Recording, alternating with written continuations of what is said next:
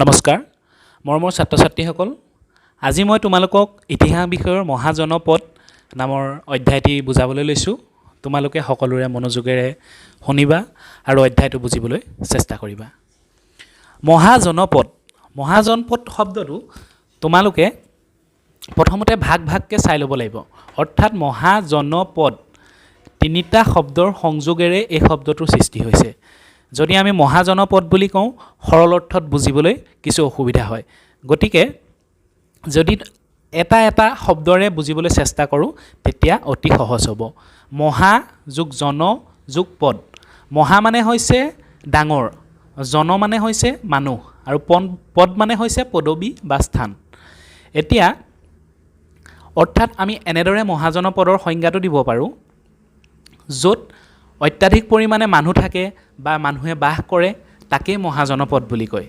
কেইবাখনো জনপদ যোগ হৈ মহাজনপদৰ সৃষ্টি হয় এতিয়া আমি চাম জন মানে কি জন শব্দটোৰ অৰ্থ আচলতে চাবলৈ গ'লে জন মানে আমি মানুহ বুলি ধৰিব পাৰোঁ যেনেকৈ এজন মানুহ দুজন মানুহ তেনেদৰে ক'ব পাৰোঁ কিন্তু আমি যেতিয়া বৈদিক যুগলৈ যাম বা মহাজনপদৰ যুগলৈ যাম তেতিয়া জন শব্দটোৰ অৰ্থ আমি কেৱল মানুহতে সীমাবদ্ধ থ'লে নহ'ব জন মানে একোটা অঞ্চল বা একোজন সামাজিক ব্যক্তি বা একোখন সমাজ বুলি ক'ব লাগিব গতিকে আমি জন বুলি ক'লে বৰ্তমান সময়ত একোটা আঞ্চলিক বুলি ধৰিব পাৰিম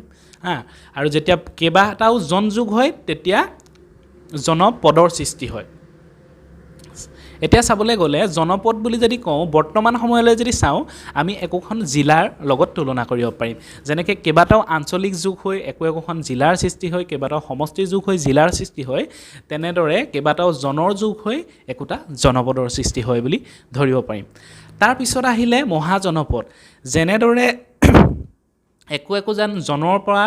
জনপদৰ সৃষ্টি হয় তেনেদৰে কেইবাটাও জনপদ যুগ হৈ মহাজনপদৰ সৃষ্টি হয় গতিকে বৰ্তমান সময়ত যদি আমি চাবলৈ যাওঁ কেইবাখনো জিলা যুগ হৈ কিহৰ সৃষ্টি হয় একোখন ৰাজ্যৰ সৃষ্টি হয় সেইটো কথাটো সকলোৱে জনা কথা গতিকে সেইটো সময়তো কেইবাখনো জনপদৰ যুগ হৈ মহাজনপদৰ সৃষ্টি হৈছিল গতিকে আমি মহাজনপদৰ তুলনাটো বৰ্তমান সময়ত ৰাজ্যৰে দিব পাৰিম যেনেকৈ আমাৰ যদি বৰ্তমান ভাৰতত কেইখন ৰাজ্য আছে তোমালোকে সকলোৱে জানাই 29খন ৰাজ্য আছে হয়নে নহয় গতিকে সেইটো সময়ত যদি আমি মহাজনপদৰ কথা ক'বলৈ যাওঁ সেইটো সময়ত 16খন ৰাজ্য আছিলে এতিয়া চাবা 29খন ৰাজ্যৰ তেনে নিৰ্দিষ্টকৈ কিছুমান নাম আছে হয়নে আমাৰ যেনেদৰে নিজৰ ৰাজ্যখনৰ নাম কি অসম কাষতে আছে কি অৰুণাচল মিজোৰাম নাগালেণ্ড বা যদি আমি দক্ষিণলৈ চাওঁ কি ক'ব পাৰিম তামিলনাডু কেৰেলা তেনেদৰে বহুত ৰাজ্যৰ নাম আছে তেনেদৰে সেইটো সময়তো পূব পশ্চিম উত্তৰ দক্ষিণ চাৰিও দিশতে বিভিন্ন ধৰণৰ ৰাজ্য আছিল কিন্তু সেই ৰাজ্যসমূহক সেইটো সময়ত কি নামেৰে কৈছিল মহাজনপদ বুলি কৈছিল আৰু সেইটো সময়ত মহাজনপদ কেইখন আছিল সেইটো এটা ডাঙৰ প্ৰশ্ন গতিকে তোমালোকে চোৱা বৰ্তমান কেইখন আছে ৰাজ্য 29খন আৰু সেইটো সময়ত আছিলে আজিৰ পৰা প্ৰায় 2500-2600 বছৰৰ আগত সেইটো সময়ত আছিলে 16খন মহাজনপদ আছিলে আৰু তেওঁলোকৰ বিভিন্ন নাম আছিলে তোমালোকক মই স্ক্ৰীনত এখন মেপ দেখুৱাইছোঁ মেপখনলৈ ভালদৰে মন কৰা এইখন হৈছে অখণ্ড ভাৰতৰ এখন মেপ আজিৰ পৰা প্ৰায় 2500-2600 মহাভাৰতৰ যুগৰ এখন মেপ এই মেপখনত 16খন মহাজনৰ পদৰ নাম সুন্দৰভাৱে অংকন কৰা আছে তোমালোকে নামসমূহ দেখিবা আৰু ভালদৰে বুজিবলৈ চেষ্টা কৰিবা এতিয়া তোমালোকে মেপখনৰ ফালে অলপ মন কৰা মেপৰ দিশ কেনেদৰে নিৰ্ণয় কৰে সেই কথাটো তোমালোকে কোনে জানা বাৰু মই তোমালোকক এবাৰ আওৰাই দিছোঁ এইটো কথা যে মেপৰ দিশ আমি যেতিয়া নিৰ্ণয় কৰোঁ তেতিয়া কি হয় যে ওপৰৰ ফালে সদায় উত্তৰ দিশ হয় আৰু তলৰ ফালে দক্ষিণ দিশ হয় আৰু বাওঁহাতে পশ্চিম আৰু সোঁহাতে পূব দিশ হয় এতিয়া তোমালোকে মেপখনলৈ ভালকৈ মন কৰা ভালকৈ মন কৰিলে দেখিবা যে মেপখনৰ তোমালোকৰ উত্তৰ পশ্চিম দিশত কি আছে বাৰু উত্তৰ আৰু পশ্চিম দিশত সেই চুকটোৰ ফালে মন কৰা ওপৰলৈ কি দেখিছা তোমালোকে কম্বুজ দেখিছানে কম্বুজ আৰু তাৰ তলত কি আছে গান্ধাৰ আছে হয়নে একেবাৰে তললৈ মন কৰা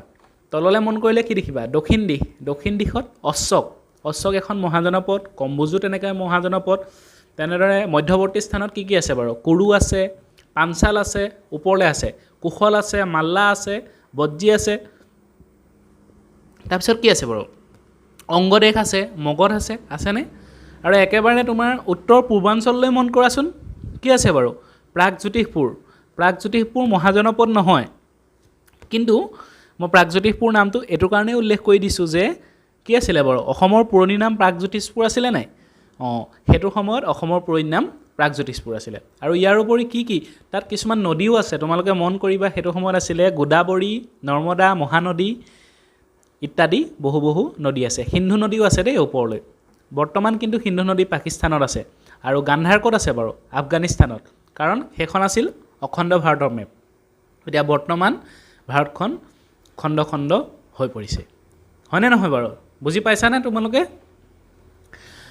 আৰু এটা কথা মনত ৰাখিবা যে 16খন মহাজনপদৰ নাম তোমালোকে কেনেদৰে মনত ৰাখিবা মুখস্থ নকৰিবা কেতিয়াও যদি তোমালোকে মুখস্থ কৰা তেতিয়া পৰীক্ষাত পাহৰি থাকিবা 16খন মহাজনৰ পদৰ নাম মনত নৰয় তোমালোকক মই সৰু দুটা উপায় দিছোঁ শুনা প্ৰথম কথা হৈছে যে মই তোমালোকক যিখন মেপ দেখুৱাইছোঁ আৰু বৰ্তমান ভাৰতবৰ্ষৰ যিখন মেপ সেই মেপ দুখন যেতিয়া মিলাবা তেতিয়া তোমালোকৰ ধুনীয়াকৈ মনত ৰ'ব যেনেদৰে মই কৈছোঁ যে গান্ধাৰ আছিল আফগানিস্তানত অশোক এতিয়া ক'ত আছিলে অশোকৰ জেগাত যদি চাওঁ বৰ্তমান কি দেখিম আমি মধ্যপ্ৰদেশ আৰু মহাৰাষ্ট্ৰ দেখিম তেনেদৰে যদি আমি মৎস্য বা অৱন্তীৰ বিষয়ে চাওঁ তেতিয়া কি দেখিম ৰাজস্থান দেখিম মগধ ক'ত আছিলে বাৰু মগধ আছিলে বিহাৰৰ ওচৰে পাজৰে অঞ্চলতে আছিলে সেইটো সময়ত বিহাৰৰ ওচৰত আছিলে পাটলিপুত্ৰ অংগ কি আছিলে বাৰু সেইটো সময়ৰ অংগ দেশখন আছিলে বৰ্তমানৰ উৰিষ্যা তেনেদৰে যদি চাওঁ আমি কুৰু ক'ত আছিলে কুৰু উত্তৰ প্ৰদেশত আছিলে বা পাঞ্জাৱৰ ওচৰে পাজৰে আছিলে তেনেদৰে যদি মনত ৰাখোঁ সকলো আমাৰ মহাজনপদৰ নাম মনত ৰ'ব আনহাতে যিহেতু মহাজনপদ আৰু মহাভাৰতৰ সময় একে গতিকে আমি মহাজনপদৰ নাম মহাভাৰতৰ যোগেদিও মনত ৰাখিব পাৰোঁ কেনেদৰে মনত ৰাখিব পাৰিব হস্তিনাপুৰ আৰু কি আছিলে ইন্দ্ৰপ্ৰস্থ আছিলে কুৰু ৰাজ্যৰ দুটা অংশ গতিকে কুৰু এখন মহাজনপদ আমি যদি মহাভাৰতলৈ মন কৰোঁ পাঞ্চালৰ ৰজা আছিল কোন দ্ৰুপদৰ জীয়েক আছিল কোন দ্ৰুপদী গতিকে তেনেদৰে পাঞ্চাল ৰাজ্যখনৰ নাম মনত ৰাখিব পাৰোঁ আমি যদি আনহাতে এটা কথা মনত ৰাখিব পাৰোঁ যে মগধৰ ৰজা কোন আছিল মগধৰ ৰজা আছিল জৰাসন্ধ গান্ধাৰৰ ৰজা কোন আছিল গান্ধাৰৰ ৰাজকোঁৱৰ কোন আছিল শকুনি আছিল গান্ধাৰৰ পৰা বিয়া পাতিছিল গান্ধাৰীক তেনেদৰে আমি চাব পাৰোঁ চেৰি ৰাজ্যৰ ৰজা আছিল শিশুপাল পাছত শ্ৰীকৃষ্ণই বধ কৰিছিল হয়নে নহয় তাৰপিছত অংগদেশৰ ৰজা কোন আছিল অংগৰাজ কৰ্ণ যাক দুৰ্যোধনে অংগদেশখন দান কৰিছিল গতিকে আমি তেনেদৰেও মহাভাৰতৰ লগত মিলাই আমি মহাজনপদৰ নাম উল্লেখ কৰিব পাৰোঁ আৰু এটা কথা মনত ৰাখিবা এই মহাজনপদবিলাকৰ ভিতৰত আটাইতকৈ শক্তিশালী সেইটো সময়ত আছিল মগধ গতিকে তোমালোকে নিশ্চয় এই ভিডিঅ'টোৰ পৰা মহাজনপদৰ বিষয়ে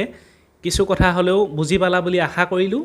গতিকে তোমালোকে মেপখন আকৌ এবাৰ ভালদৰে চাই ল'বা নুবুজিলে ভিডিঅ'টো পুনৰ চাবা যাতে কিছু বুজিব পাৰি কম বেছি পৰিমাণে হ'লেও তোমালোকে বুজিছা বুলি আশা কৰি আজিৰ ভিডিঅ'টো মই ইমানতে সামৰণি মাৰিছোঁ ধন্যবাদ